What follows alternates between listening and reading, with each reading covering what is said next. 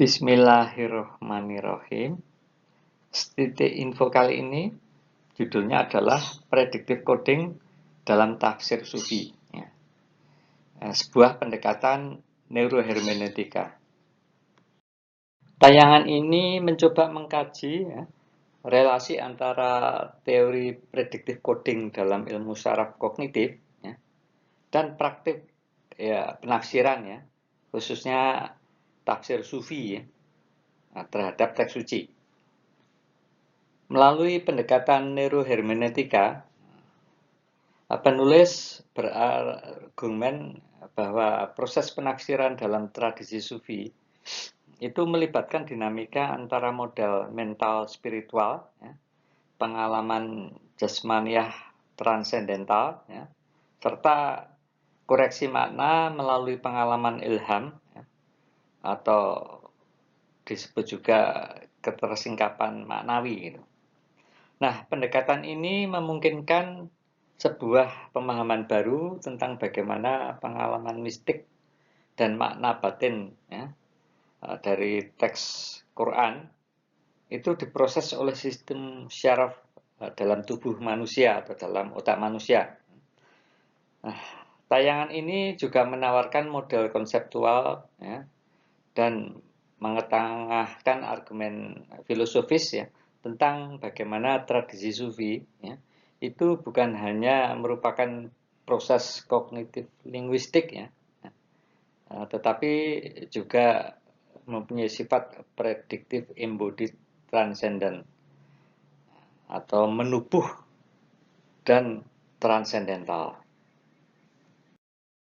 Tradisi Sufi atau tafsir Isyari merupakan salah satu metode penafsiran yang berfokus pada makna batiniah dalam teks suci. Tradisi ini acap kali dipahami melalui pendekatan teologis, juga psikologis.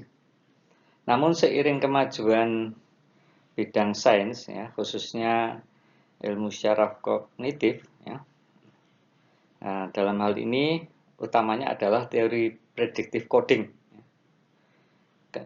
Akibatnya muncul alternatif baru untuk memahami proses tradisi Sufi sebagai pengalaman neurokognitif yang embodied artinya menubuh dan bersifat prediktif. Selanjutnya muncul pertanyaan krusial seperti bagaimana teori predictive coding itu mampu menjelaskan proses penyingkapan makna dalam konteks tafsir Sufi. Kemudian apa implikasi neurohermeneutika dari pengalaman Sufi atau pelaku tasawuf seperti adanya ilham atau kasyaf. Ilham merupakan inspirasi atau petunjuk gaib yang masuk ke hati seseorang. Kemudian kasyaf adalah terbukanya hijab atau tirai kegaiban untuk melihat sesuatu yang tersembunyi. Tafsir Sufi itu pada umumnya dilakukan oleh para ahli tasawuf atau Sufi melalui pendekatan batiniah, simbolik dan intuitif yang tidak hanya mengandalkan nalar dan kebahasaan atau linguistik semata-mata, melainkan bahkan terutama juga mengandalkan pengalaman langsung dalam tanda petik berkomunikasi dengan Tuhan kemudian adanya penyingkapan yang sifatnya ruhaniyah serta munculnya inspirasi ilahiyah. Tafsir sebagai jalan spiritualitas di mana tafsir Sufi tidak hanya bertujuan untuk menjelaskan makna literal ayat-ayat suci melainkan juga bertujuan menyingkap makna batin yang tersembunyi di balik teks. Nah, dalam konteks ini teks suci dalam hal ini adalah ayat-ayat Al-Quran tidak hanya dipahami secara lahiriah melainkan juga secara batiniah melalui itu tadi ilham kemudian juga kasyaf, serta pengalaman rohani yang sifatnya mendalam.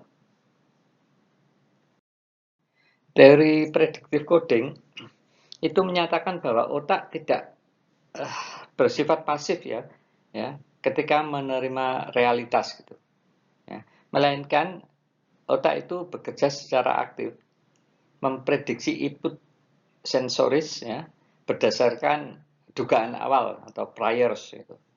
Dan kemudian mengoreksinya melalui predictive error ya.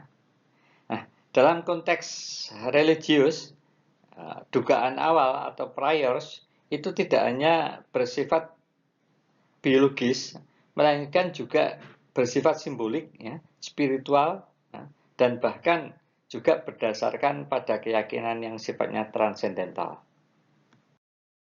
Predictive coding itu berpijak pada asumsi bahwa otak itu terus-menerus ya menghasilkan hipotesis tentang dunia luar gitu. Dan selanjutnya secara kontinu juga memperbarui hipotesis tersebut berdasarkan apa yang disebut dengan ketidaksesuaian atau mismatch ya, antara prediksi dan data aktual yang masuk melalui indera atau secara indrawi ya. Nah, proses ini disebut dengan predictive error minimization gitu ya, atau minimisasi kesalahan prediksi ya. Nah, proses ini berlangsung dalam hierarki sistem syaraf ya, di mana lapisan atas memprediksi sinyal yang dikirim oleh lapisan bawah dan adanya kesalahan prediksi, kemudian naik ke atas untuk diperbarui ya melalui model internal gitu. Kurang lebih seperti itu. Dalam tafsir Sufi, ayat-ayat Al-Quran itu tidak hanya dibaca ya, sekali lagi ya, secara literal atau linguistik juga, melainkan juga sebagai fenomena ya, kemungkinan makna gitu ya, semantik potentiality gitu. Nah, seorang sufi membaca ayat dengan spiritual prayers ya ini kesiapan batin yang telah dilatih ya melalui tazkiyah ya, atau penyucian diri ya, zikir dan juga riyadhah. Sebagai contoh adalah ya, surat An-Nur ayat 35 ya, di mana salah satu frasanya menyatakan bahwa Allah adalah cahaya langit dan bumi ya. Nah, dalam tafsir ya salah satu sufi ya, ini Al-Hasani ya, di ayat tersebut frasa ayat tersebut diinterpretasikan sebagai cahaya kesadaran yang sifatnya transenden gitu. Nah, tafsir semacam ini muncul karena model internal spiritual penafsir itu telah dikondisikan ya untuk menangkap makna yang dalam ya, yang bukan makna fisikal ya, melainkan adalah makna yang dalam, makna yang sifatnya metafisik. Ketika seorang sufi itu mengalami kasyaf ya, atau ketersingkapan ya, itu bisa ditafsirkan sebagai fenomena predictive error yang signifikan. Ya ini ketidaksesuaian ya, antara pengalaman spiritual dan model semula gitu. Dalam konteks ini, otak kemudian bereaksi, ya ini memperbarui model spiritualnya ya.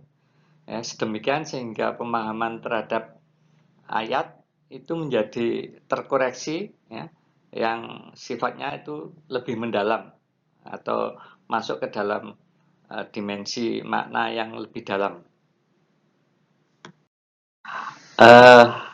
Ritual sufi ya, seperti zikir ya, atau juga dalam konteks tertentu tarian sema itu menciptakan kondisi kesadaran yang menurunkan precision weighting gitu dari input sensorik. Di sisi lain itu meningkatkan dominasi model internal spiritual.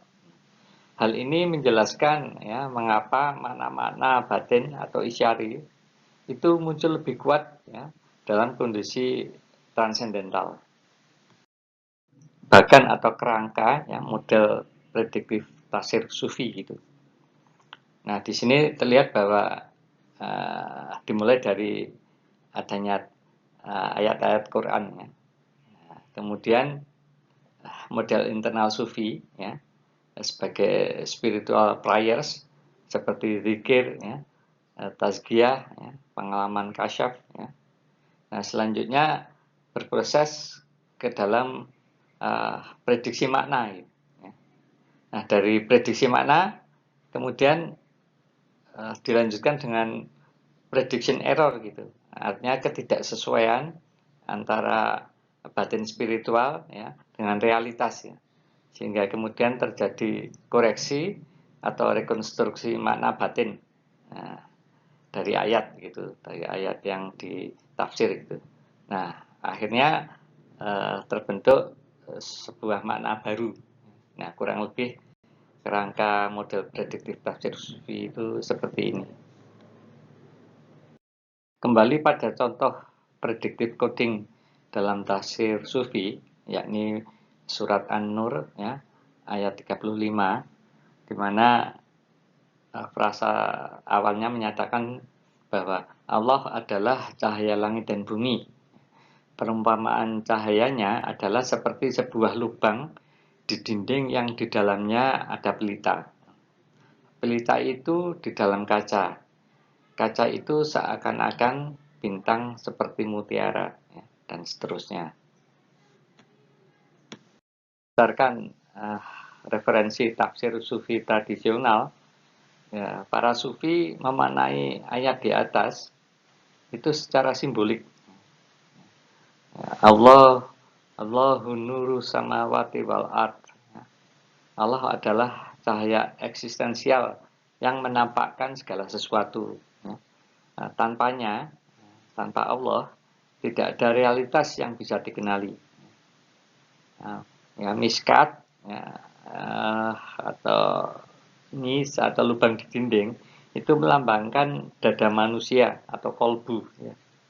Nah, selanjutnya misbah ya, atau pelita ya, itu melambangkan ruh, ya, sumber cahaya batiniah.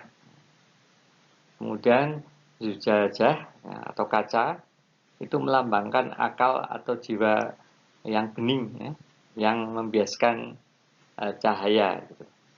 Kemudian kaukab duri ya atau bintang berkilau itu merujuk pada manifestasi atau tajali cahaya Tuhan dalam hati orang yang arif atau waskita gitu, waskito. Melalui kerangka predictive coding ya, surat An-Nur ayat 35 tersebut ya, ditafsirkan oleh otak para sufi ya, itu bukan sebagai deskripsi yang sifatnya fisik gitu, ya, melainkan sebagai sebuah metafora spiritual ya.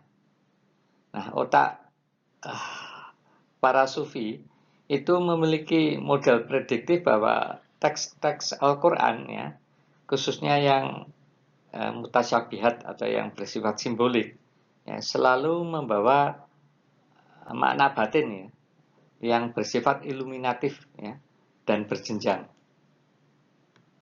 Konsekuensinya, menurut para sufi yang membaca ayat An-Nur ayat 35 tersebut, itu ya, diksi cahaya dalam Al-Quran itu bukan hanya berarti sifatnya kembali ya sebagai cahaya yang sifatnya fisikal gitu atau fisik, melainkan juga sebagai cahaya wujud ya, cahaya pengetahuan ya, cahaya cinta ilahiyah dan seterusnya. Oleh karena itu begitu membaca kata nur ya, otak para penafsir sufi tersebut langsung mengaktifkan model batiniah dan kontemplatif gitu ya.